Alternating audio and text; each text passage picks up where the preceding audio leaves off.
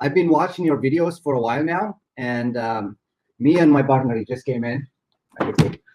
We were trying to open a meal kit delivery. It's not exactly what you're doing, but very similar. I'm pretty sure you know a lot about it. Like a Plated or Blue Apron? Yes, and Hello Freshly and all those guys. But the concept is very close, except we don't cook. You guys cook, right? And what do you think about the whole thing anyway? I'll be honest with you, that business model is more simplistic in some ways, but what I've seen is we've considered adding that to our service.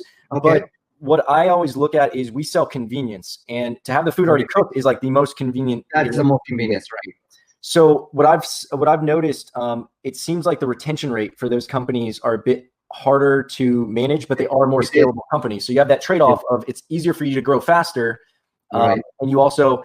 What I always joked about is like, you don't have as many customer service calls because if someone doesn't like the way it tastes, it's their fault. You know, they're the chef. I was just telling him yesterday the same thing. It's like, he was just saying what I was saying yesterday, because you know what? If they didn't make it right, then they didn't make it right. It's not us. The ingredients there, the instructions there, right? Yeah, they put it on them. Yeah, I was just talking about that yesterday. So as far as like the model itself, it is more simplistic, which allows you to scale. And that's why, like, if you saw the numbers, I forget if it was Plated or Blue Apron, they got like, I think it was like 24 times their revenue when they raised capital. So they got a lot of money just because it's very scalable. It's easy for you to set up another distribution hub like on the other side of the country. You're not having to worry about the food tastes the same as the way this chef is making it. So there's a lot of stuff. The perishability, that was another thing I loved. You could put it. Yeah, we don't buy it until we get the orders, right? Yeah.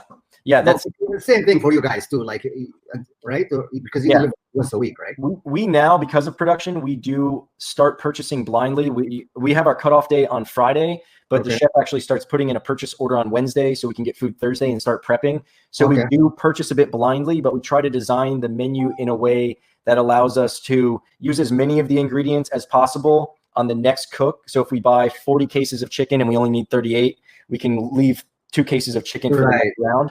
But for you guys, since you don't have that production time to be put in there where stuff has to be trimmed and put into marinades and cooked and plated, you guys would probably be able to get away with, getting the orders and then the production and then the purchasing. So it makes it a lot more efficient. So you don't have waste, which is in the food industry.